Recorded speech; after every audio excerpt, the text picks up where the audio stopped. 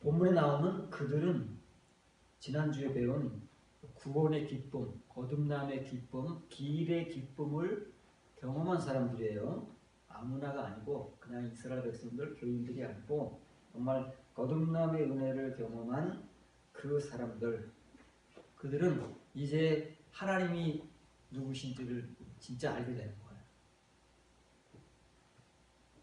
그동안 이름으로만 알고 어렴풋 지식으로만 알던 그 하나님을 이제는 진짜 실제 하나님, 경험의 하나님, 삶의 하나님으로 알게 돼서 그 하나님을, 그 여호와를 이제 자기들의 힘, 능력의 영광으로 이제 모시고 살아가는 거죠.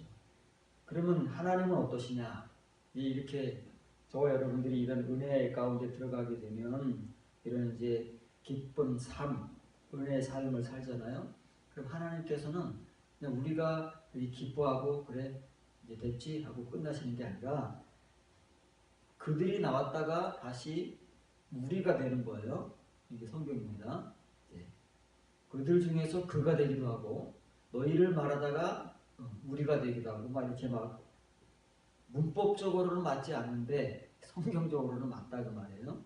저 이제 멀리 있던 다른 사람 얘기를 하는 것 같이 하다가 그 사람들이 누가 돼야 되고 결국은 그 사람들이 누구냐? 우리다 그 말이에요. 우리 이런 은혜를 경험한 하나님의 백성들. 에스라엘 지금 에단이라는 사람이 이 마스키를 쓰고 있잖아요. 자기를 비롯한 이 은혜를 경험한 우리가 되면 우리의 뿔, 구원의 뿔입니다. 구원의 뿔이에요. 주의 은총으로 높아질 것입니다. 그 말이에요. 그래서 오늘 우리가 배울 것은 은총이라는 한글로 번역된 은총. 의역하면 그런 뜻도 되지만 정확하게는 그런 뜻이 아닙니다. 은총이라고 번역된 히브리어는 라존이라는 단어예요. 라존은 이런 네 가지의 뜻을 가지고 있습니다. 즐거움, 만족, 의지, 호의, 이 네 가지로 성경에서 구절마다 이렇게 그 구절에 맞게 번역돼요. 어떤 때는 의지로, 어떤 때는 만족함으로, 어떤 때는 기쁨으로, 즐거움으로, 또 어떤 때는 은총이라고 한글은 번역하지만 이 킹제임스 버전에서는 favor, 호의를 베푼다는 말이죠. 그런 뜻으로 네 가지로 이렇게 번갈아 가면서 쓰이는 단어가 바로 이 라존입니다. 이제 어떤 경우에 이 단어가 쓰이면서 하나님과 하나님의 성도들 사이에서 벌어지는 어떤 그런 이제 일들이 있어요. 그 매개가 라존이란 말이다 그 말이에요. 하나님과 하나님의 성도들 사이에서 어떤 일들이 벌어지는데 그 벌어지는 일들 속에서 우리에게 보여주시는 하나님의 그 말씀은 바로 이 라존이라는 말, 이것이 매개가 되어서 이제 존재한다 그 말이에요. 그럼 거기 이제 주의 은총으로 높아지리다라는 말이 뭐냐면 넘겨주세요. 여기서는 이제 이 라존이 만족으로 쓰이는 거예요. 만족. 주님께서 만족하셔야 돼. 만족. 하나님이 누구를 어떤 경우에 만족하시느냐면 우리가 하나님의 이 온전한 구원, 거듭남의 성도가 되어서 기일의 기쁨을 경험하며 살게 되면 우리를 보시면서 만족해서 됐다. 내가 이 일을 이루기 위해서 지금까지 수고하였노라. 그래서 하나님이 이제 우리를 그동안에 하나님의 뜻 가운데서 다루시고 만드시고 세워가 오신 그것을 이제 흡족해 하신다 그 말. 이게 하나님의 만족이에요. 우리는 이 만족을 아직 몰라요. 우리도 모르고 하나님께 만족을 드리지도 못했어요. 그런데 이제 이때가 되면 하나님께서는 그분의 만족이에요. 그분.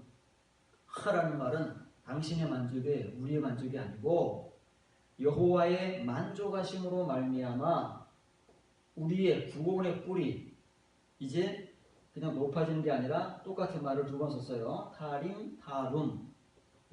한없이 높아지는 거예요. 끝이 없어요. 언제까지? 하나님이 높이시는 데까지 높아지는 거예요. 구원의 우리의 무슨 지위 이런 게 아니라 구원의 뿌리예요. 구원의 그 영광이 하나님의 영광과 같이 한없이 높아진다 그 말이에요.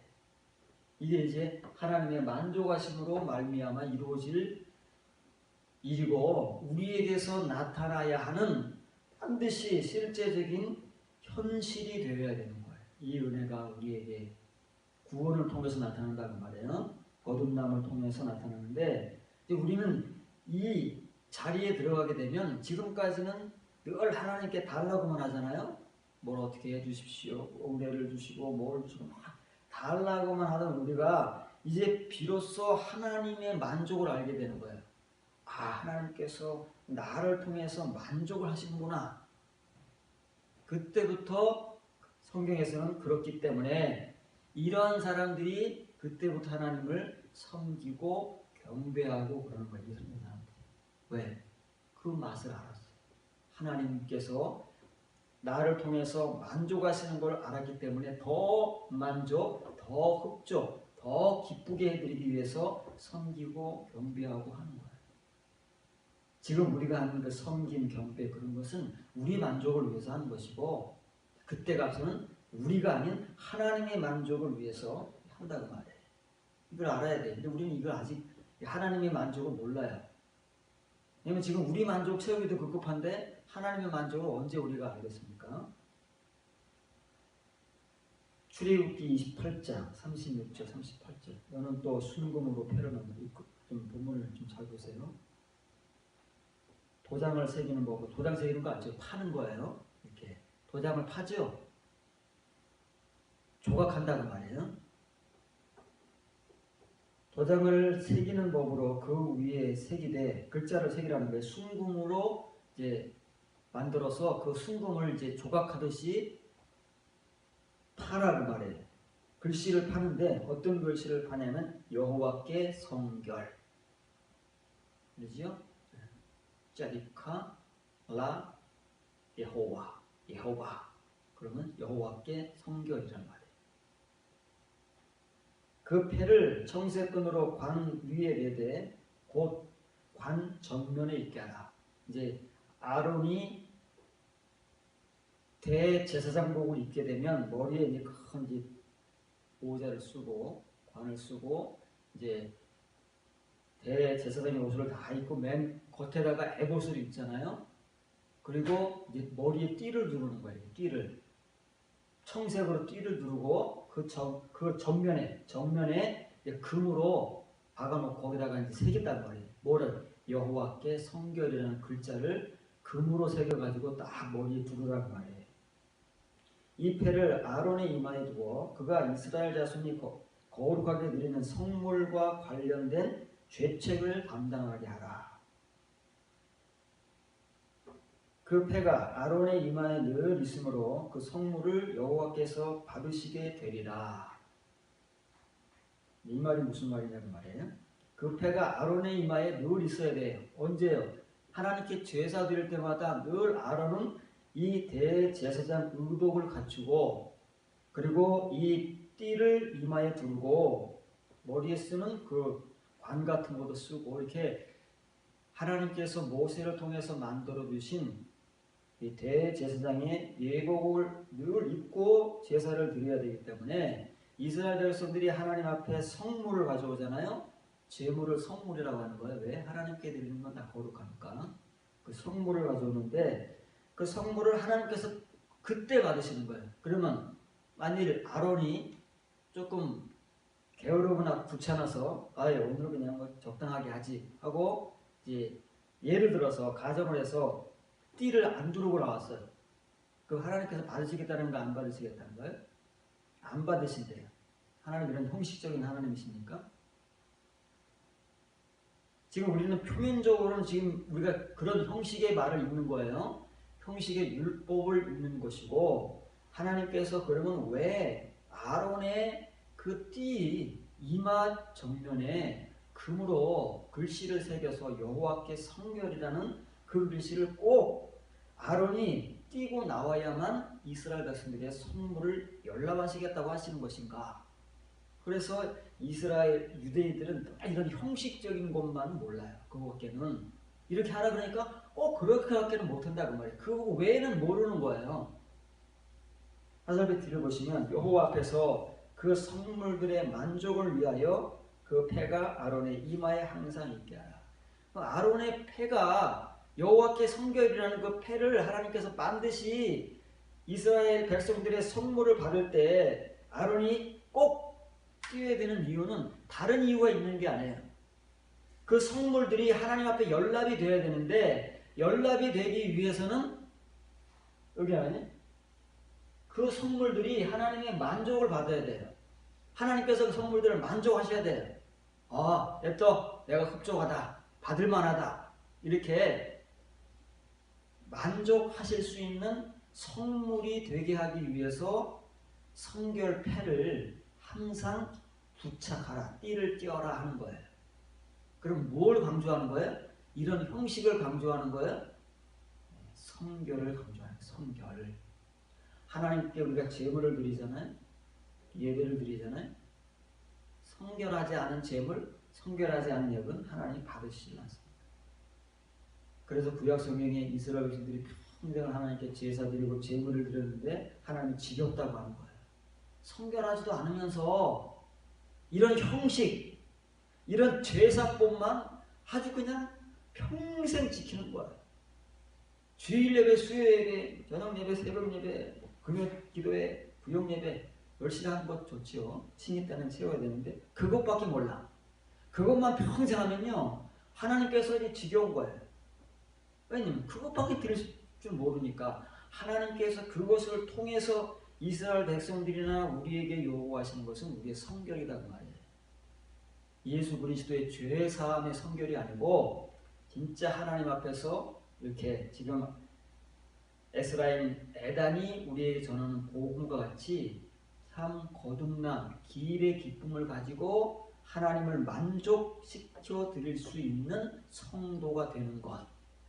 그런 성도들이 하나님께 성물을 드리면 그 성물들을 하나님께서 만족하기 위하여 성결의 패를 이렇게 아론에게 달게 하신 것이지 그 형식적으로 지키라는 거 아닙니다.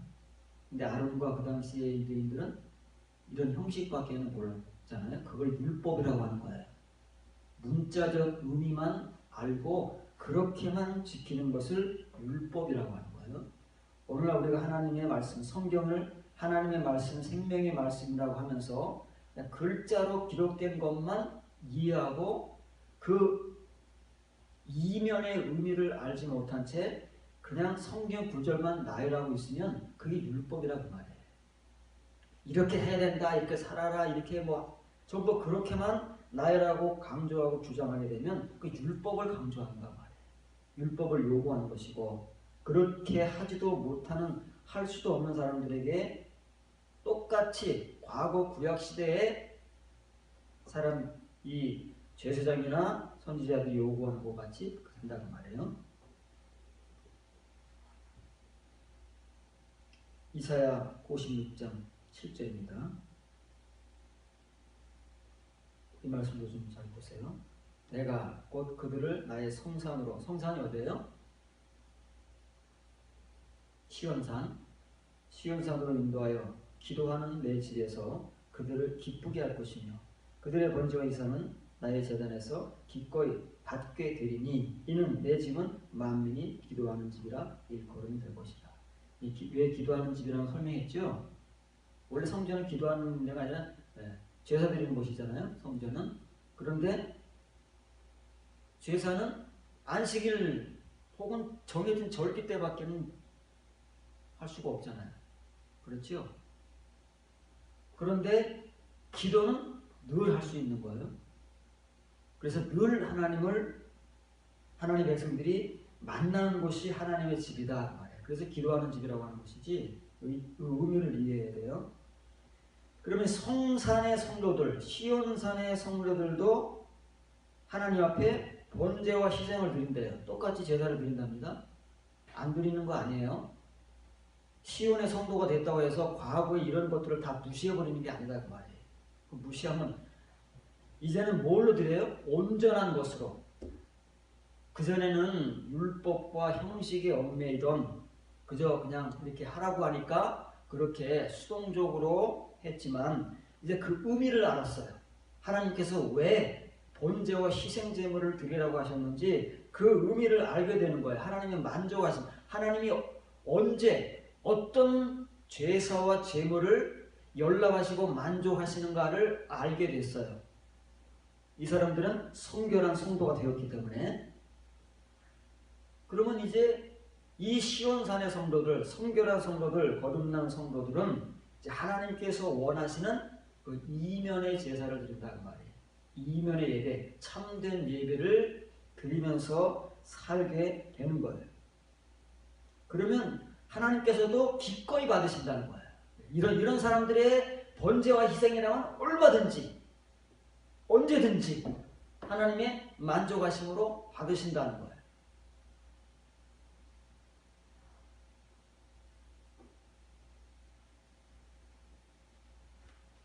하살표 뒤를 보시기 바랍니다. 내가 그들을 내 성산으로 인도할 것이요 내 기도의 집에서 그들의 번제물과 희생제물들이 주어가 주체가 뭐냐면 이제 번제와 희생제물들이 되는 거예요. 하나님께 드려지는 이제 주체가 번제와 희생제물이잖아요.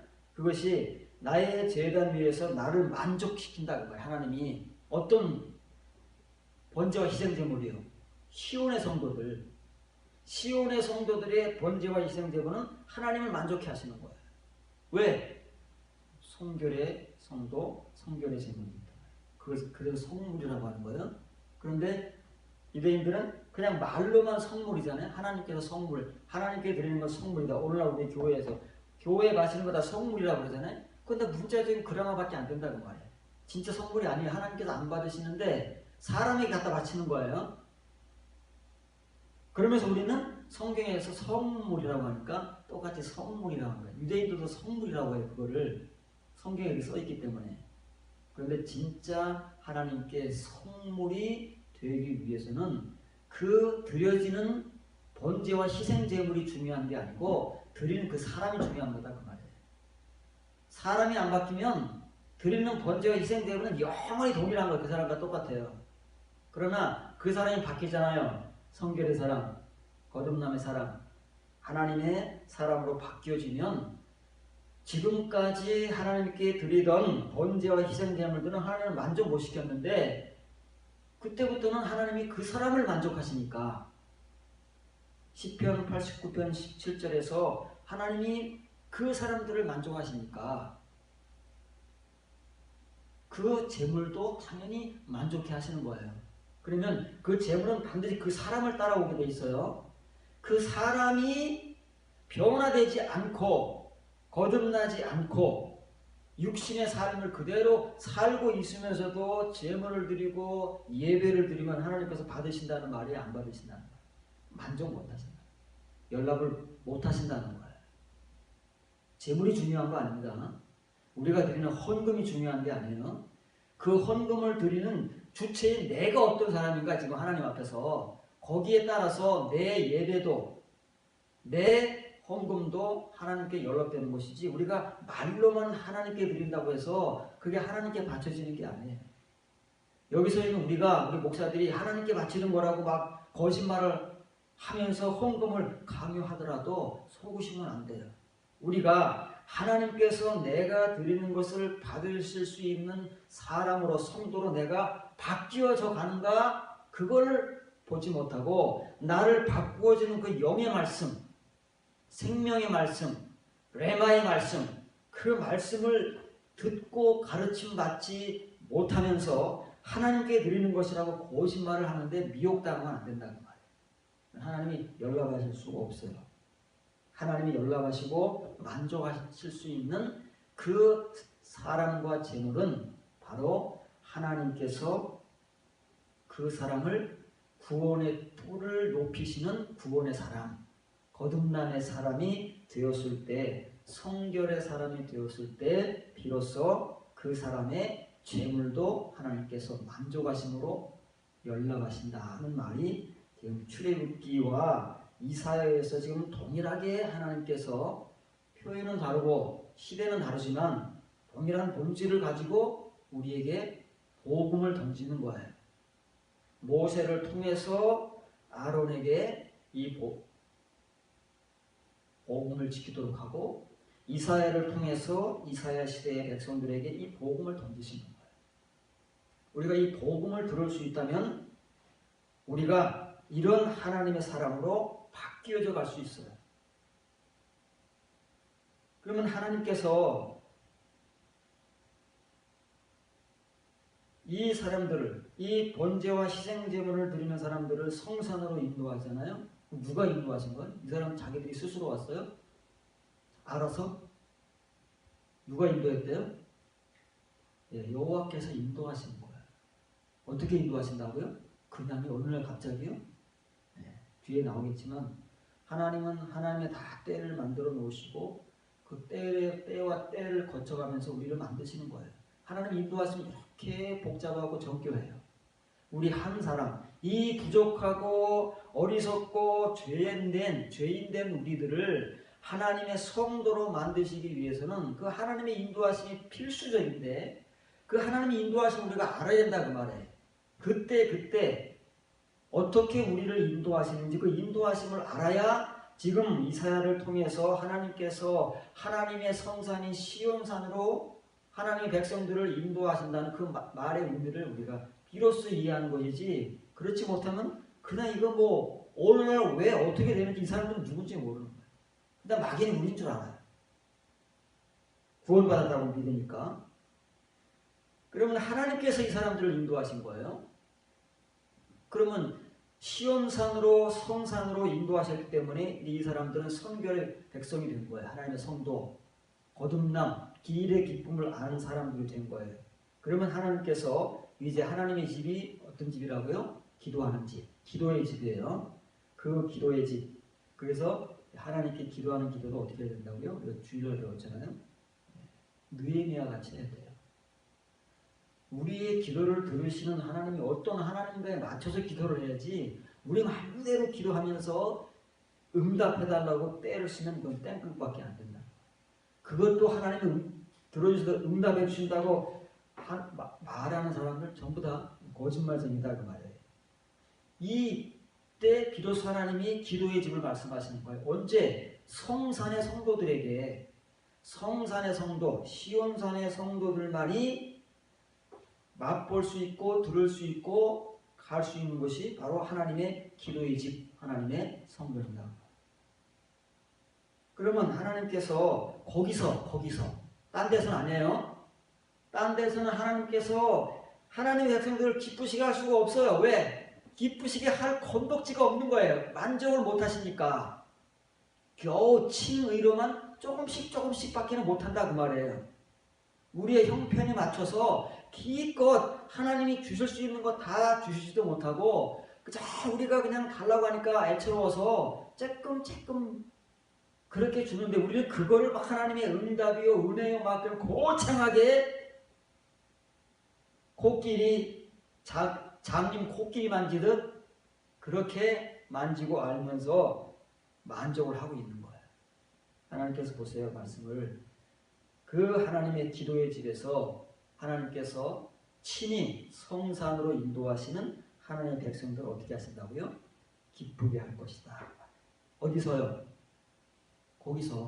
거기로 인도한 다음에 기쁘게 한다는 거예요. 이 기쁨 어떤 기쁨이에요? 이게 길의 기쁨이다 그 말이에요. 그 전에 우리가 말하는 모든 기쁨은 가변적이고 상황에 따라서 변하는 우리의 기쁨이다 그 말이에요.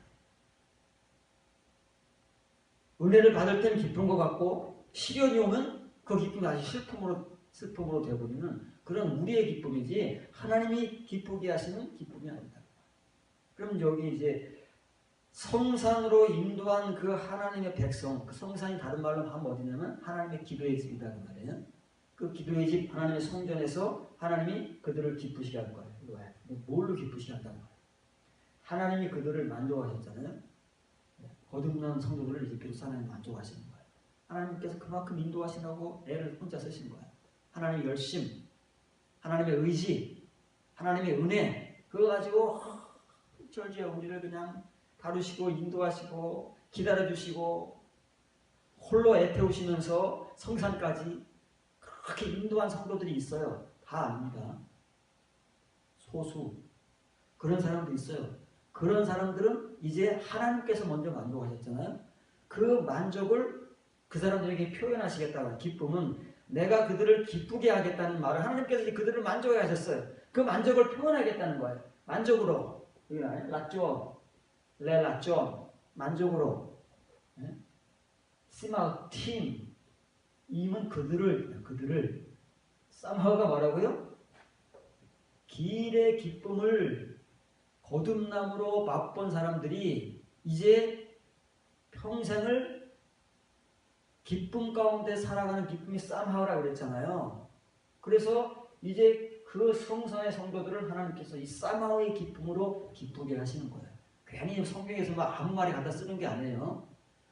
그때 가장 적당한 말을 사용하는 것이지 우리가 잘 몰라서 그렇지 성경은 하나님과 하나님의 말씀을 전하는 종들은 그 상황에 가장 부합되는 단어, 말씀들을 사용하고 있는데 우리는 그것들을 잘 모르니까 그냥 우리의 말로 번역하고 싶은 대로 그냥 막 번역을 하는 거예요. 그러니까 성경과 우리가 하는 말은 전혀 매치가 안 돼요. 성경 말씀 따로 우리의 말 따로 있고 맞습니까? 우리가 지금까지 이런 말씀대로 성경을 봤습니까? 본 적이 없어요. 이런 걸 알아본 적도 없어요. 경험해본 적도 없어요. 어디서 배워본 적도 없어요. 가르쳐본 적도 없어요. 그러니 하나님과 우리는 너무 동떨어져 있는 거예요. 하나님은 우리 가운데 계시긴 계시는데 그 하나님과 우리는 상관이 없다는 말이에요. 우리끼리 노는 거예요. 우리끼리 하나님의 이름을 부르면서 엉뚱한 하나님을 믿고 다른 신들을 믿으면서 그걸 하나님이라고 우리끼리 좋아하고 만족하고 하고 하나님은 외톨이가 되시는 거예요. 너무 외롭고 그 중심에 거하실 수 있는 사람들이 없다고 말해. 그 많은 이스라엘 백성들이 그 시대 하나님의 백성으로 하나님의 이름을 부르고 있었지만 그들 가운데 중심에 들어가 거하실 하나님의 성도가 없고 그 이스라엘 백성들의 모습이잖아요. 현주소고. 오늘날은 어떨까요? 오늘날은 크게 다르죠. 하나님은 예나 지금이나 바로 그런 사람들을 하나님의 연단 가운데 인도하셔서 최종적으로 불시험을 거치게 하신 다음에 이 성산으로 인도하시는 거예요. 그냥 인도하시는 게 아닙니다. 그런 과정을 거쳐서 비로소 성산으로 인도하기 때문에 하나님은 만족하실 수 있는 거예요. 하나님이 만족하실 수 있는 성도를 만드셨기 때문에. 그러면 하나님이 그 만족하시는 그 만족을 가지고 그들을 기쁘게 하는 거예요. 왜 기쁘게 해요? 그 사람들이 이 기쁨을 가지고 살아야 되니까. 길의 기쁨은 이제 거듭남으로 맛보는 기쁨이고, 그거는 이제 외양간에서 송아지가 뛰쳐나와서 막 펄쩍펄쩍 뛰는 기쁨이에요. 그거는 뭐 맨날 뛸 수 없어서 미친 거죠. 그거는 그때 맛보는 것이고, 그 뒤에는 이 사마우의 기쁨, 우리의 현실이 어떻든, 우리의 물질이 어떻든, 내 주위의 사람들이 어떻든 그런 것에 지금까지는 구애받고 굉장히 민감하고 사람들이 나를 어떻게 볼까, 어떻게 평가할까, 판단할까 이런 것에 굉장히 우리는 민감할 수밖에 없어요. 그런데 이런 은혜 가운데 들어가게 되면 그런 게 다 육신의 것들이다. 육신의 것들. 우리가 그것을 아직 벗어버리지 못해서 그렇지 그걸 벗어버린다 그 말이에요. 들어가면은 그러면 하나님께 주시는 기쁨은 이 사마의 기쁨이에요. 다윗이 경험한 기쁨이다 그 말이에요. 이 기쁨을 갖지 못한 사람들은 무엇으로 기뻐하느냐면 내가 가진 것, 내가 받은 것 그것으로 기뻐하는 거예요. 내가 가지고 있는 재물, 내가 누리는 지위, 내가 하나님께로부터 은혜 받았다고 하는 현실의 그런 것들로 기뻐하지만 다윗은 그런 사람들이 기뻐하는 것보다 더 기뻐. 그런 게 없어도 그 사람들은 그걸로 기뻐해요. 똑같은 하나님의 백성들이에요. 똑같은 유대인들인데 그 사람들은 그것들로 기뻐하지만 다윗은 하나님 이 기쁨을 주셨어요. 하나님 누구에게 주신다고 그래요? 성산으로 인도한 성도들에게. 어디서? 하나님의 기도의 집에서 이 기쁨을 주신대요. 그래서 다윗이 그 고백을 하는 거예요. 자기가 이 기쁨을 받고 보니까 그전에는 잘 몰랐는데 지금 주위를 둘러오는 사람들이 포도 열매를 많이 거두고 무화과 열매를 많이 거두고 곡식을 많이 거두어서 그걸로 기뻐하잖아요. 풍년이 들고 풍작이 들고. 그런데 다윗은 이 기쁨으로 오히려 그 사람들보다 더 기뻐한다. 그 기쁨이 싸움하는 기쁨이다 그 말이에요.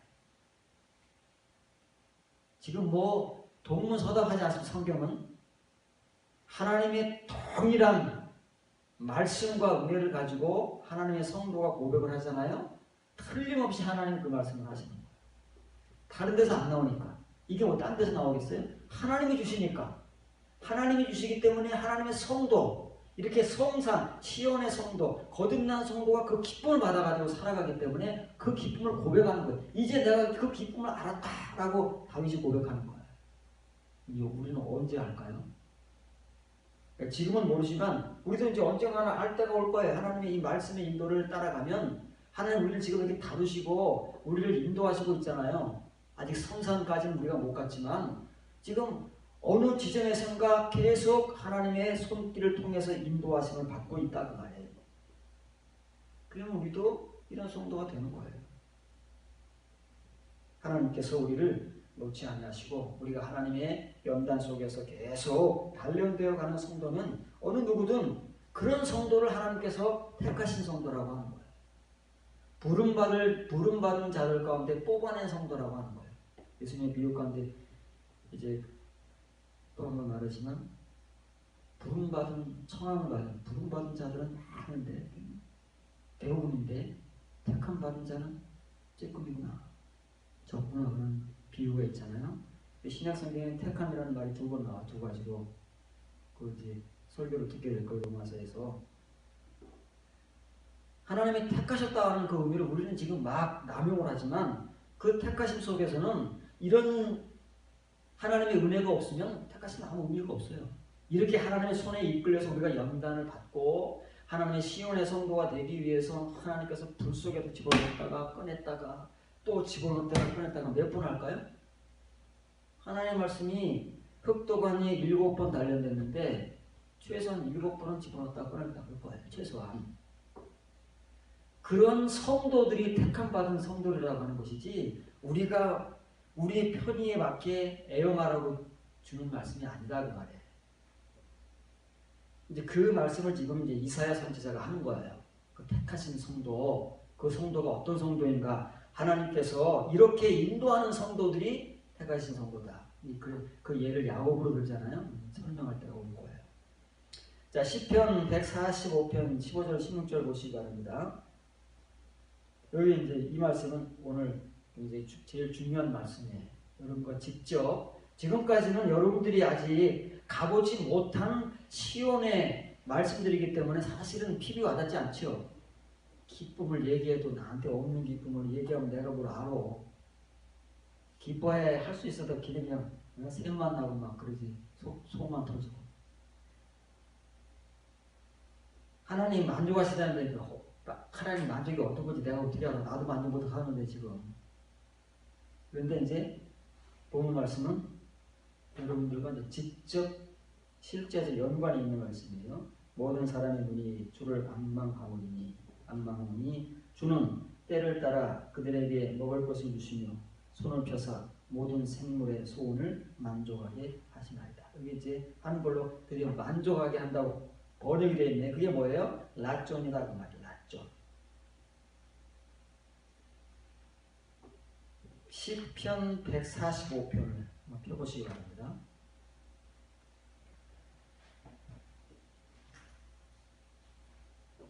이 시편 145편이 누구의 시인지 확인을 시켜주기 위해서 그런 거예요. 다윗의 시가 99편에서 끝났다 그랬죠. 근데 저기 또 나오는 거예요. 왜 그래요? 편집을 자기들 마음대로 해놨기 때문에 그런 거예요. 원래는 거기서 끝나야 되는 거예요. 그런데 이 시편을 이렇게 시기적으로 편집을 해놓은 게 아니라 뒤죽박죽 해놨기 때문에 앞에서는 분명히 다윗의 기도가 끝이니라 해놓고 여기 144편, 145편에 가면 또 다윗의 시가 또 나오는 거예요. 그래서 145편은 다윗의 시에 다윗, 이 쌈하의 기쁨을 하나님께로부터 경험하고 고백한 이 다윗이 이제 자기뿐만이 아니고 자기와 같은 성도로서 하나님을 바라보고 있는 사람들, 모든 사람의 눈이 주를 앙망한대. 그렇죠? 사실은 우리가 뭐 칭의의 은혜 가운데 있지만 다 우리가 마음으로는 하나님을 바라보고 있잖아요. 하나님을 바라보고 믿고 살려고 하는 사람들이 많이 있잖아요. 다 하나님을 바라보며 눈으로 앙망하는 거예요. 그러면 하나님은 그 사람들을 그래 잘한다 하고 등 두드리기 치면서 그냥 가만히 내버려 두시느냐? 그러면 하나님이 아니에요. 하나님은 이런 하나님의 성도를 이제 하나님의 방법대로 만들어 가신다는 다윗의 고백이에요. 이건 경험하지 않은 사람들은 몰라요. 다윗이 경험했기 때문에 바울과 같이 경험했기 때문에 그 경험담을 지금 나눠주는 거예요. 그 중에 하나를 나눠주는 거예요. 여러분들의 실제라는 말이에요. 이렇게 모든 하나님의 백성들이 하나님을 향하여 그들의 눈을 들고 앙망하고 있을 때 이런 사람들이 있으면 다행인 거예요. 이런 관심도 없는 사람들도 많잖아요. 그때 하나님께서 그들에게 반응하시는 것이 어떤 것이냐면 주께서는 때를 따라 그들에게 먹을 것을 주신다. 이게 뭐예요? 이거 우리는 물질로밖에는 이해를 못하는 거예요. 그래서 자꾸 돈 달라고 그러는 거예요. 축복해달라고 하는 것이고 이런 그 값싸고 저질스러운 하나님의 말씀도 아닌 것을 가지고 하나님의 말씀이 그냥 속이는 거다 그 말이에요. 왜? 우리가 눈으로 읽고 이해하고 깨달을 수 있는 것은 그런 것들밖에 없으니까. 여기서 지금 다윗이 무슨 말을 하는지 때를 따라 그들에게 먹을 것을 주신다는 말씀이 무슨 말씀인지를 우리는 아직 경험을 해보지 못한 사람들. 자 보세요. 지금 다윗은 자기와 같은 성도들이 되기를 원하는 마음으로 지금 모든 사람이라고 해서 사실 모든 사람은 아니잖아요. 그냥 다윗의 바람인 거예요. 바람. 이렇게 했습니다. 자기와 같이 되기를 바라는 바람으로 먼저 하나님의 이런 은혜를 받는 사람들은 그런 하나님의 소원을 가져요. 모든 사람들이 하나님을 믿는 모든 사람들이 같은 이런 은혜의 자리에 동참할 수 있기를 바라는 마음을 갖춰서 이런 표현을 하는 것이지 사실은 그렇지 않아요. 그때 이토 배는 따라예요. 이트는 때잖아요. 때 하나님의 시간 하나님의 시간이에요. 신약 성경적 표현으로는 카이로스 크로노스 우리의 시간이 아니에요. 하루 24시간의 시간이 아니고 하나님의 때 하나님의 절기 하나님이 정해놓으신 그 때를 따라 주시는 은혜의 시간들 우리는 그 시간을 반드시 거쳐가야 돼. 하나님께서 그 시간 속으로만 인도하시니까. 근데 그 시간을 모르면 우리가 하나님의 그 시간 속에서 주시는 은혜를 모를 뿐더러 그 은혜를 받아본 적이 없어요. 그런데 이건 누가 얘기하냐면 이런 은혜를 경험하고 하나님의 인도하심을 통해서 이러한 때의 시간 속에서 하나님의 시간 속에서 그 양식을 먹고 은혜를 받은 사람들은 많이 고백을 하지 누가 고백을 해? 우리가 고백해 봤어요? 우리는 몰라요.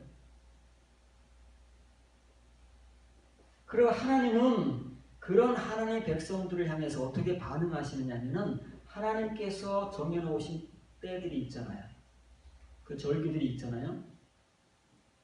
그 절기들을 따라서 그 절기에 합당한 양식을 주시는 거예요. 먹을 거, 양식. 쌀을 주신다는 게 아니라 돈을 주신다는 게 아니라 하나님의 양식, 그 하나님의 때에 합당한 하나님의 말씀, 그 말씀, 여기 이제 레헴이 들어있는데 그 제가 길어서 뺀 거예요. 여러분 프린트는 있어요. 라헴. 그들에게 이 아클라함이 뭐냐면 레헴이야. 레헴, 떡. 하늘의 떡. 하늘의 양식. 하나님의 말씀을 그분의 여호와의 때를 따라서 시간을 따라서 주시는 분이시다 그 말이에요. 한글 성경으로는 이상하게 표현을 했지만 다윗이 표현하는 것은 노템 분사잖아요. 주시는 분이에요. 주시는 분. 아타 주는 당신은 그 말이에요. 아타. 근데 하나님 보고 당신은 그럴 수 없잖아요. 그래서 주는 어떤 분이시냐면은 그분의 때를 따라서 양식을 주시는 분이시다 그 말이에요. 이건 하나님의 변함없는 영원토록 변함없는 하나님의 성도들이 존재하는 그 시간까지 창세부터 영원토록 변함없는 하나님의 본질이시다 그 말이에요. 하나님 백성들을 대하시는 하나님의 방법이다. 이거를 다윗이 어떻게 알았을까요? 경험했으니까 알았죠. 이건 경험한 사람만이 거부할 수 있는 거예요. 이런 셈이라는 것은요, 우리는 잘 몰라요. 다윗이 이렇게 먹고 하나님 앞에 거듭난 성도가 된 거예요. 하나님이 정말 인정하실 만한, 만족하실 만한 성도가 된 거예요. 어느 누구를 만나고 이런 과정이 없이 인도하심 없이 다윗 같은 성도가 될 수 없는 거예요. 우리가 친히 때는 다윗이 너무 대단해 보여요. 다윗 같은 신앙생활을 할 수 없을 것 같은 막 그런 자괴감, 무력감 속에 빠질 수도 있어요. 어떻게 하면 도대체 다윗 같은 신앙생활을 할 수 있어요? 어떻게 하면 바울 같은 성도가 바울이니까 그러지 우리는 못해. 근데 우리는 다 이렇게 자포자기를 해왔어요. 그러나 하나님께서는 우리들 역시도 다윗과 바울 같은 성도가 되어서 신앙생활을 할 수 있도록 하나님이 인도하신다는 말이에요. 그 인도하심 속에서는 바로 그분의 때, 여호와의 때를 따라서 그때그때 우리에게 먹여주시는 양식이 있어요. 말씀이 있어요. 그 말씀을 그 때를 따라서 받아 먹으면서 자라고 또 자라고 자라서 급기야 하나님께서 만족하실 수 있는 하나님의 성산 시온으로 딱 데려다 놓고 그 하나님의 기도의 집을 보여주시면서 그 기도의 집에서 그들을 하나님의 만족으로 기쁘시게 하시는 그런 성도들이 되면 다 다윗과 바울과 같은 성도가 되는 거예요. 신구약을 대표하는 저 높은 곳에 우리가 늘 우러러만 보는 그 성도들이 그냥 되어진 것이 아니고 바로 이러한 인도하심을 통해서 만들어진 거예요. 만들어진 거. 담금질이 된 거예요. 담금질. 이렇게 나오기까지 시간이 얼마나 걸리며 하나님의 또 이 담금질을 얼마나 당해야 되며 그거는 이제 각각 개개인에 따라 다른 거죠. 똑같을 수는 없잖아요. 그 사람이 늘 감당할 수 있는 시련을 통해서 만들어 가시니까 그래서 오늘 여러분들이 지금 딱 서 있는 그 신앙의 지점에서 여러분들이 가진 믿음의 지점에서 먹어야 할 양식이 있다고 말해요. 그러면 이 하나님의 양식을 먹기 위해서 지금 여러분들이 머물고 있는 그 지점이 어느 때인가를 알지 못하면 양식을 내가 받아 먹어야 할 양식을 모르는 거예요. 어떤 양식인지. 왜냐하면 하나님 이렇게 양식을 주시는데 그냥 우리는 마구잡이로 달라 그러면 하나님 뭘 주시겠어요? 답답하신 거지요. 그러나 여기 지혜를 얻어서 이런 말씀이라도 깨달아가지고 옳다구나.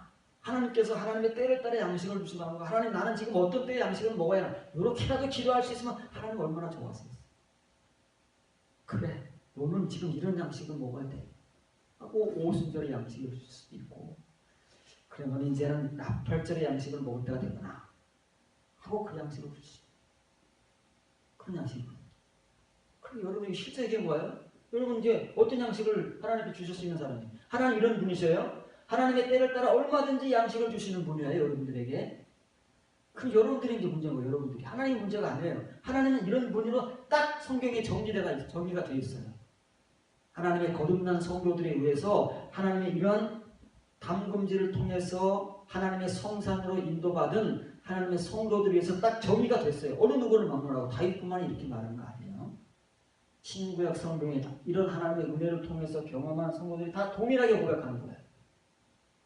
하나님은, 여호와는 그분의 때를 따라 우리에게, 하나님의 성도들, 막 앙망하는 성도들에게, 앙망하는 성도들에게 주신 거예요. 앙망하는 성도들에게 양식을 주신다. 말씀 주신다. 여러분들 어떤 양식을 갈구하겠습니까? 지금 어떤 눈으로 어떤 양식을 하나님께 갈구하고 있습니까? 그것도 안 되면 뭐 말이 안 통하잖아요. 하나님과 관계 정립이 안 되는데, 먼저 이런 관계 정립이 돼야 하나님께서 뭘 주시든 뭘 달라고 하든 그런 관계 설정이 되잖아요. 신앙생활이라는 건 하나님과의 관계 설정입니다. 지금 내가 어떤 관계를 하나님과 맺고 있느냐, 거기에 따라서 양식이 주어지는 거예요. 여러분들이 지금 잘 생각하시고 이런 기도라도 하셔야 돼요. 기도가 바뀌어지는 거예요. 기도가, 이 기도라는 게 하나님이 어떤 분이신가를 알면 거기에 맞는 기도가 나오는 거예요. 느헤미야 같은 성도가 되는 거예요.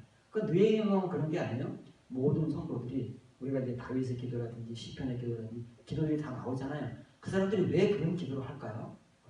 하나님을 알기 때문에. 내가 아는 하나님에 따라서 내 기도가 나오는 거예요.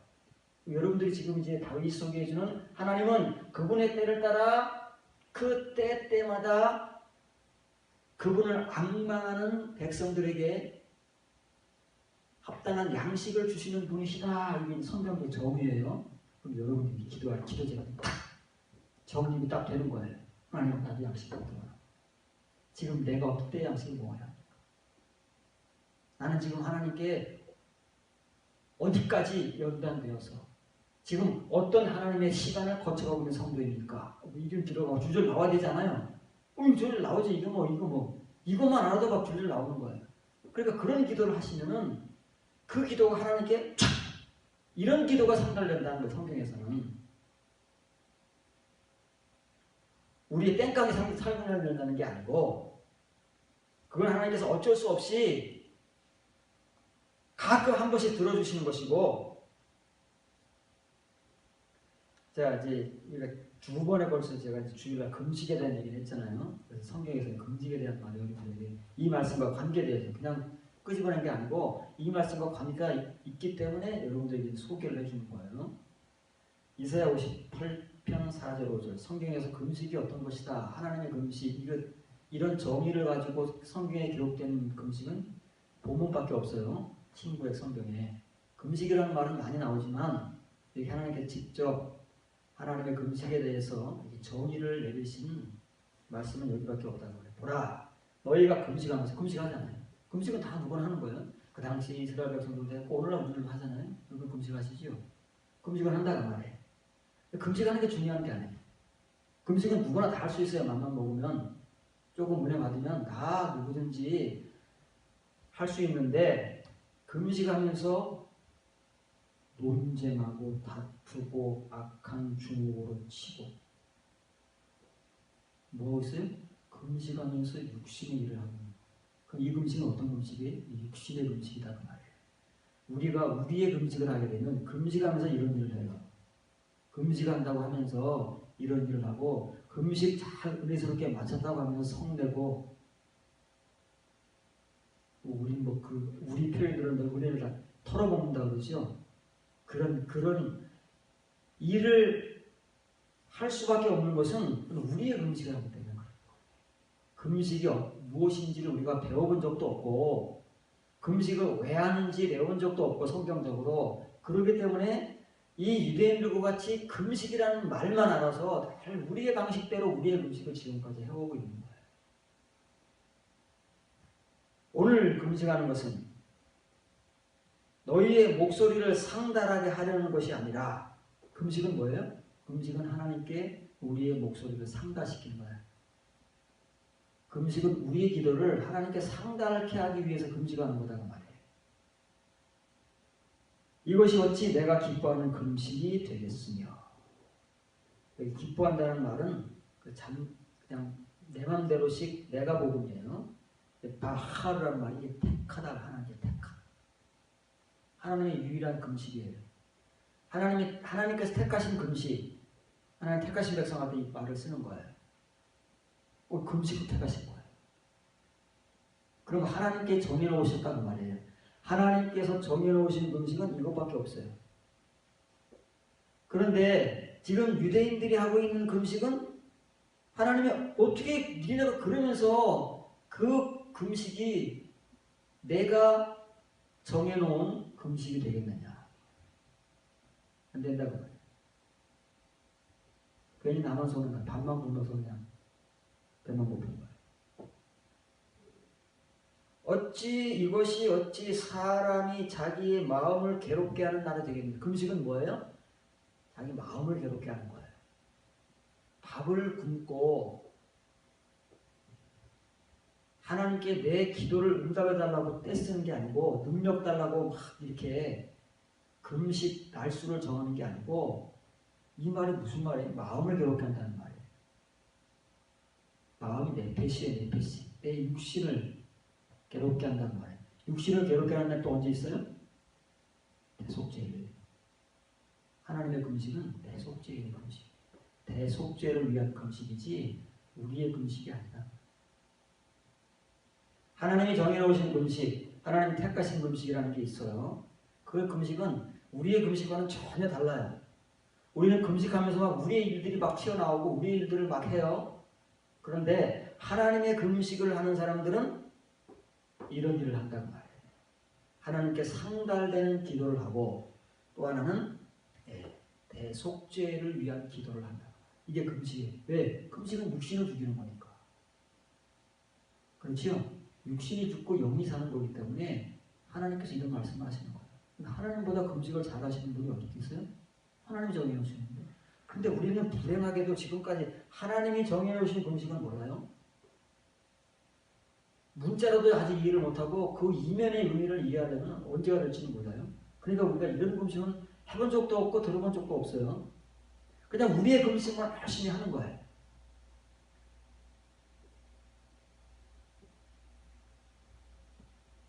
그의 머리를 갈대같이 숙이고 굵은 배와 죄를 펴는 것이 없이 금식을 하겠느냐. 이렇게 하는 거 금식이 아니다 그 말이에요. 이거 금식할 때 이런 거 이렇게만 해도 얼마나 경건해요. 그렇지요? 굵은 배를 입고 그 다음에 머리를 갈대같이 숙이고, 갈대같이 숙인다는 말은요 머리를 풀어신다는 거예요. 그리고 그 위에다 죄를 막 뿌려요. 그게 유대인의 그 금식 방법 아니에요. 정말 하나님 앞에 이스라엘 백성들이 성도들이 금식할 때 금식하는 모습을 그렇게 그리잖아요. 머리를 풀어헤치고 그 위에 죄를 뿌리고 옷을 찢고 아니면 배옷을 입고 하는 게 금식이란 말이에요. 그렇게만 해도 정말 우리는 경건하다 그러니까 20일 금식, 40일 금식을 해서 우리가 얼마나 경건하게 봐. 그걸 못하는 사람들은 대단하게 보잖아요. 그런데 그걸 하나님께서는 뭐라 그래요? 그런 건 금식도 아니다. 우리들끼리 사람들끼리는 경건하게 보이고 거룩하게 보이고 대단하게 보이지만 하나님의 은혜는 아무것도 아니라는 거예요. 금식도 아니에요. 왜냐하면 하나님이 정해놓으시고 택하신 금식이 아니기 때문에 우리끼리의 금식이니까 그 금식은 필요가 없는 거예요. 하나님께는. 그러면 그런 금식을 아무리 해봐도 뭐예요? 여호와께 연락될 날이라 하겠느냐? 연락이 뭐예요? 라존이에요. 라존. 욤 라존. 하나님을 만족시키는 날이겠느냐 그 말이에요. 그 금식이. 하나님을 만족시키기 위해서 우리가 금식을 하면은 그 가치가 있고 의미가 있는 거잖아요. 이제 우리가 이제 그런 금식을 해야 되는 거예요. 이제 배우니까. 여러분들이 금식은 어떤 거라고요? 대속죄를 위한 금식. 육신이 죽어지고 영이 사는 거예요. 그게 밥을 끓는 거예요. 그러면 육신의 양식을 끓는 대신에 뭘 먹어야 된다고요? 영의 양식은 말씀을 먹어야 되는 거예요. 친이의 성도들은 친이의 양식, 친이의 말씀을 먹고 이제 나팔절을 향해 가는 성도들은 레마의 말씀을 먹고 그게 하나님 택하신 금식이라는 거예요. 그러면서 뭘 향해 나가는 거예요? 대속죄를 향해 나가는 거라니까요. 그게 하나님이 택하시고 정해놓으신 성경의 유일한 금식이에요. 잘 기억하시고 여러분의 기도, 금식을 이제 고민하면서 이런 것도 꼭 그때 가서만 하는 게 아닙니다. 지금 하는 거예요. 지금도 우리가 금식을 하겠다 그러면 이런 금식을 하라고 말이에요. 그럼 하나님이 연락하신다는 말이에요. 하나님이 만족해 하시고 여호와께 이 금식을 하면 어떠더라고요? 히브리어는 욤, 라존, 라, 예호바. 여호와께 만족의 날이다 말이에요. 왜요? 대속죄가 거듭남의 순간이니까. 하나님 누구에게 만족하신대? 거듭난 성도에게 만족하신다고 얘기해요. 일관되고 지속적이라는 거예요.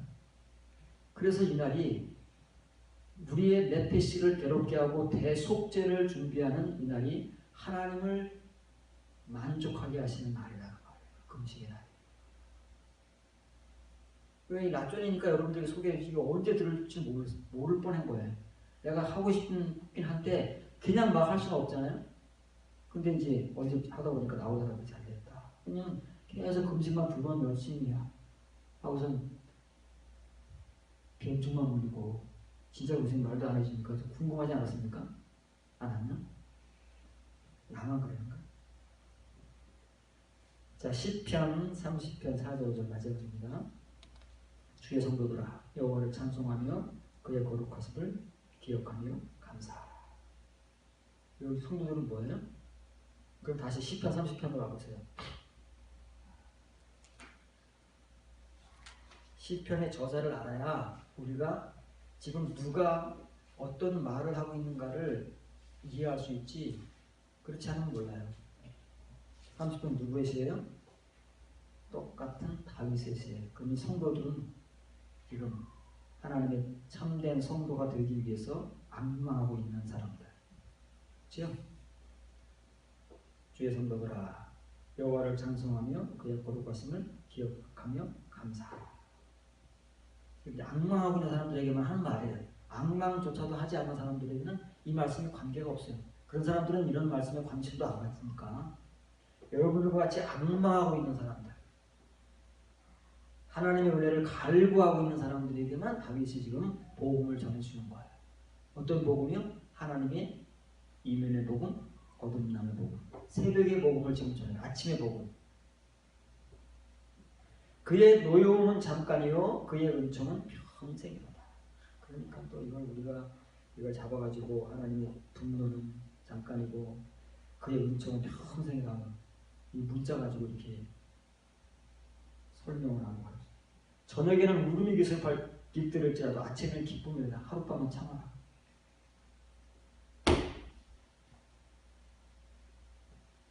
거기 깍지낀데 하서베지거든요. 그의 진노, 여호와의 진노 가운데서는 잠깐이다 그 말이에요.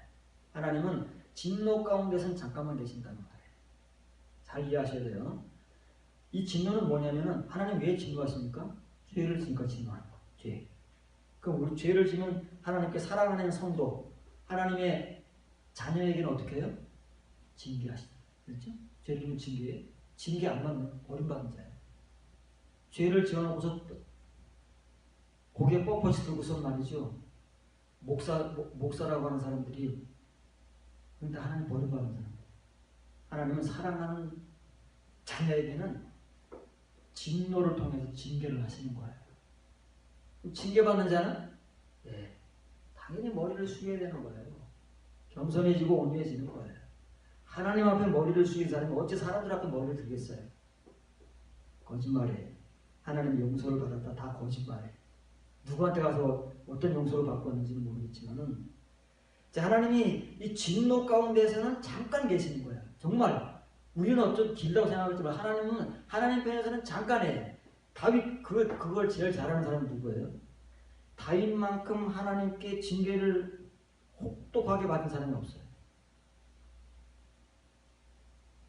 성경에 등장하는 인물들뿐만 아니고 어쩌면 모든 그리스도인들 가운데 하나님 앞에 죄를 짓고 하나님의 진노하심으로 말미암아 징계를 다윗같이 혹독하게 받은 사람은 거의 없을 거다 그 말이에요.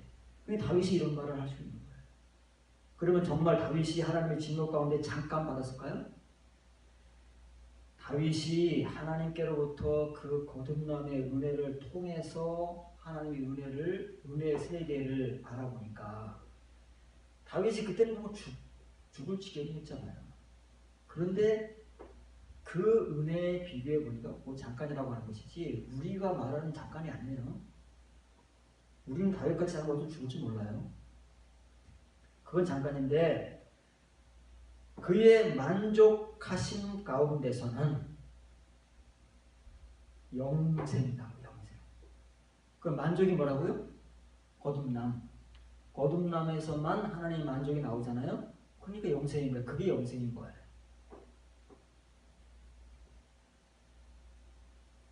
저녁에는 통곡이, 밤에는 울음이 깃들지라도, 여러분 잘 보세요. 저녁에는 울음이 깃들지라, 우리가 슬프고 힘들고 어려우니까 밤에 잠 못 자고 울고 이제 이러는 게 이제 심의의 설명으로는 옳아요.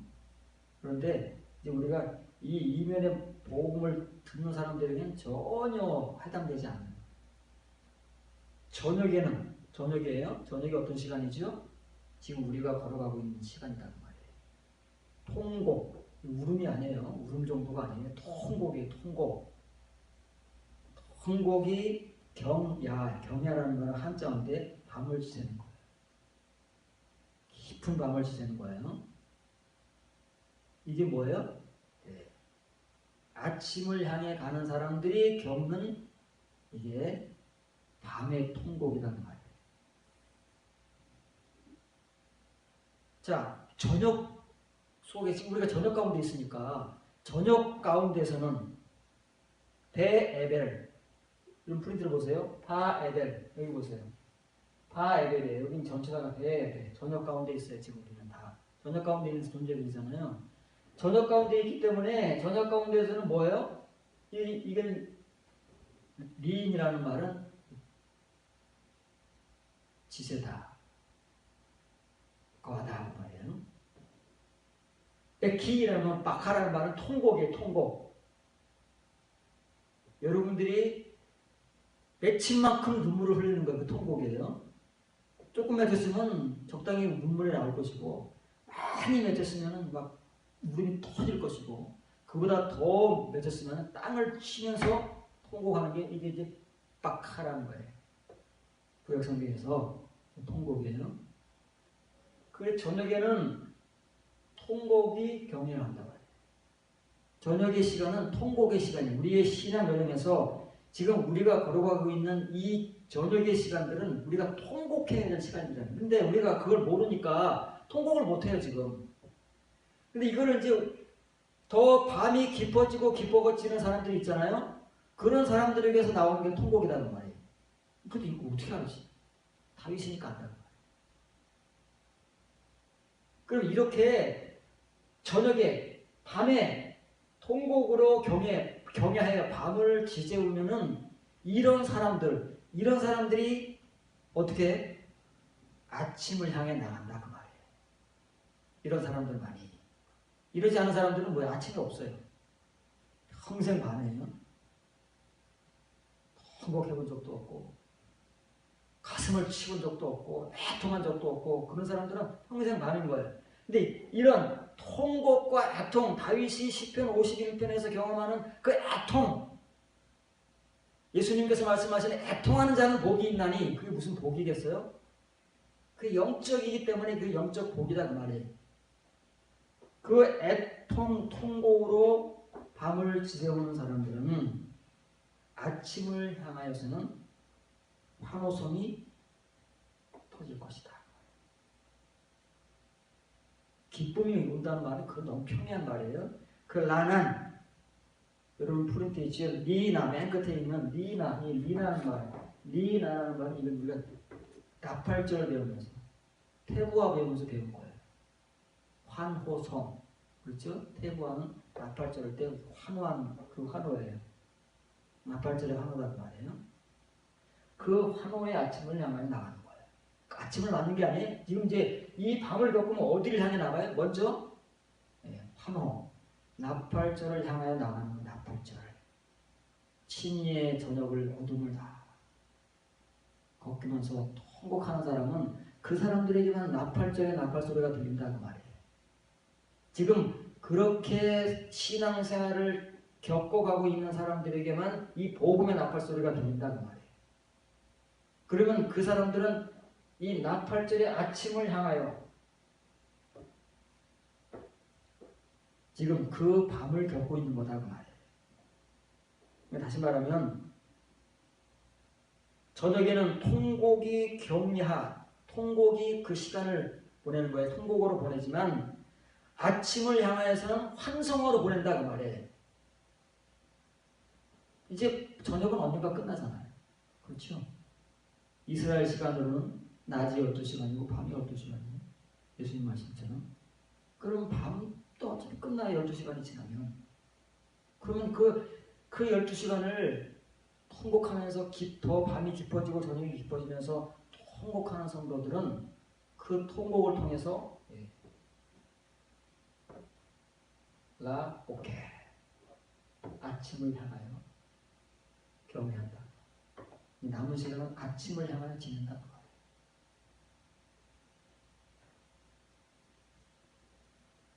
이것이 하나님께서 성경을 통해서 우리에게 이 라존이라는 단어를 가지고 우리와 관계하시는 하나님의 말씀이에요. 하나님이 이 말씀 속에서 우리에게 어떤 하나님의 은혜를 주고받고자 하시는 건지, 하나님은 도대체 만족하기를 원하시는 하나님이시다고 하는데 언제 어떻게 만족하시는지, 그 만족이 뭔지, 그걸 지금 이 에단이라는 사람이 우리에게 화두를 던져서 우리가 성경을 통해서 이제 하나님의 그 말씀들의 흔적을 찾아가 본 거예요. 그래서 여러분들에게 직접적으로 이 하나님의 은혜와 관계된 이런 하나님이 여러분들에게 찾아오시고 여러분들이 그런 하나님을 만나기 위해서 지금 여러분들이 해야 할 일이 무언가를 다윗이 가르쳐준 거예요. 다윗도 그런 길을 걸어가기 때문에 여러분들이 지금 이제 그런 길을 잘 걸어가서 이 밤의 통곡의 시간을 거치면서 이제 기쁨의 아침을 향해 나아가는 여러분들 되시기를 바랍니다.